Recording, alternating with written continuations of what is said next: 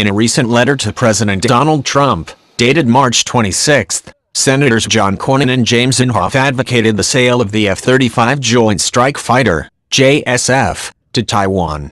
Taiwan has a legitimate requirement to field a modern fighter fleet to address a myriad of defense contingencies.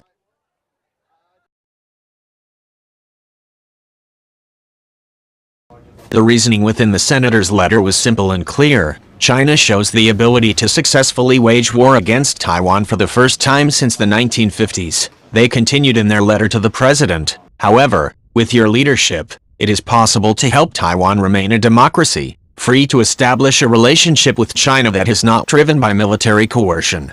Such new 5th-generation F-35 fighters or even modern versions of 4th-generation aircraft such as the F-16V would be a major qualitative improvement to Taiwan's 3 decades-old F-16A or B aircraft, yet critics question if the aircraft would survive an initial missile salvo attack to even sea air combat.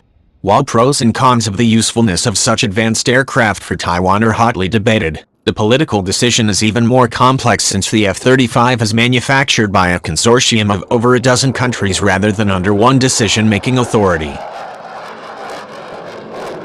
A strong argument in favor of the United States transferring F-35 aircraft to Taiwan is that it would bring Taiwan's fighter aircraft capabilities forward 3 decades and it would advance an entire generation in terms of air power.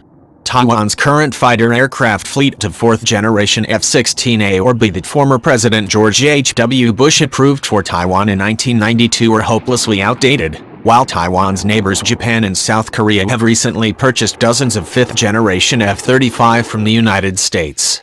Likewise, China has developed its own stealth, the J-20 fighter aircraft. From a regional and international standpoint, Taiwan is falling behind. The purchase of F-35s would not merely add newer fighter aircraft to the inventory, but it would also elevate Taiwan's overall defense capabilities. Having the F-35 would raise Taiwan's overall military capabilities because the aircraft communicates with other weapon systems and enhances their capabilities. Its sensor fusion technology draws a 360-degree sensor field from several cameras and fuses the data into a single field view for the pilot.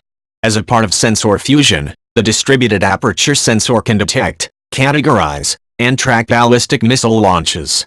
Using Link 16 and other data links, an F-35 can relay targeting data to other 5th and 4th generation aircraft and ground stations.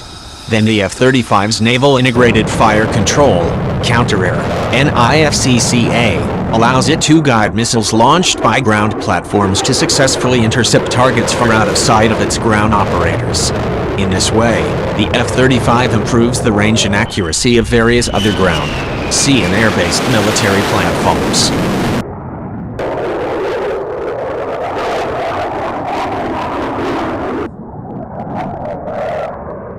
Costs and concerns. By all accounts, the F-35 is a valuable military asset that extends simply beyond having newer aircraft in the inventory. But what use are they if they are not survivable?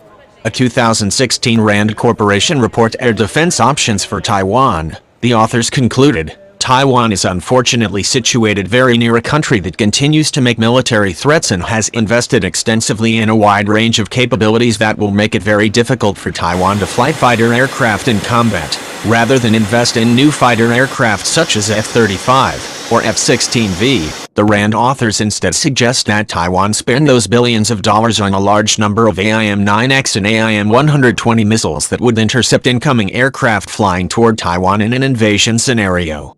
However, the vertical lift Royal Navy or Marine Corps variant, the F-35B, is attractive precisely because it is more survivable than standard fixed-wing aircraft by its nature of vertical takeoff without the need for a runway. Another common concern is the high cost of 5th-generation aircraft compared to 4th-generated alternatives, with solution often put forward to simply buy less F-35 fighters. The F-35 costs around $100 million per unit, whereas F-16s cost around $40 million each, though the costs fluctuate each year depending on the number of buyers based on economy of scale. Taiwan bought 150 F-16s in 1992, but it does not have to buy a similar number F-35s today. In the same RAND report mentioned earlier, the authors estimated that F-35 only force, even without F-16s, for Taiwan could be composed of just 57 F-35 aircraft.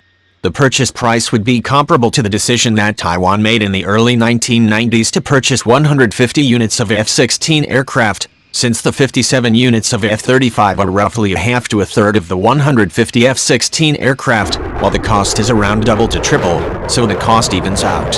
The calculations will be around $6 billion to $8 billion US dollars for either 57 F-35s or 150 F-16. In addition, Taiwan could choose to mix new F-35 and its older F-16s, as it may be able to continue to extend the life of its F-16 aircraft to last several more decades.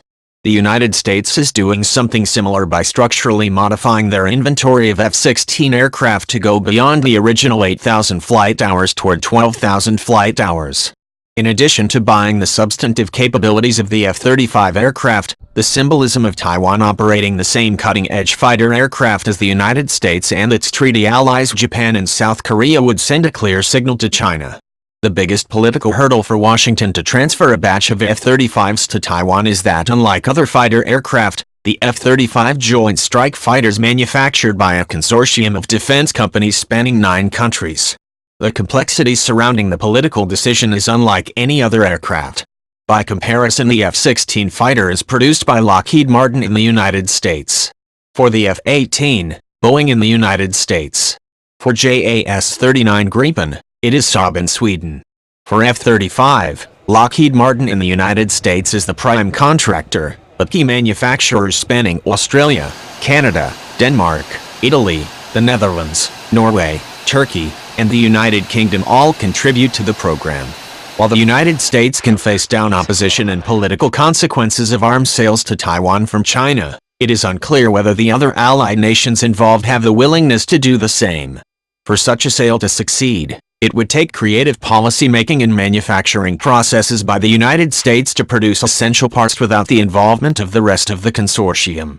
By citing the threat from China, and the need for the United States to support Taiwan as a vibrant democracy, Senator Cornyn and Senator Inhofe strongly advocated for the sale of F-35 or the newer F-16V variant. The benefits of the F-35 exceed what most people understand, since its utility in joint and networked operations is far beyond adding more fighter aircraft to the inventory. The drawbacks and costs are also manageable, especially if Taiwan only keeps 1 to 3 squadrons. In the near term, the F-16V could also be a practical solution, since Taiwan's aging F-16A or Bs are on the verge of being decommissioned. For Taiwanese F-35s, the biggest hurdle will be the political decision to make the sale, as that decision spans beyond the authority of just one country and China's economic and political influence is growing. Given this context, the Cornyn-Inhofe letter to Trump should have been a letter to the leaders of all 9 F-35 consortium countries, and should have been signed by a dozen legislators in those countries.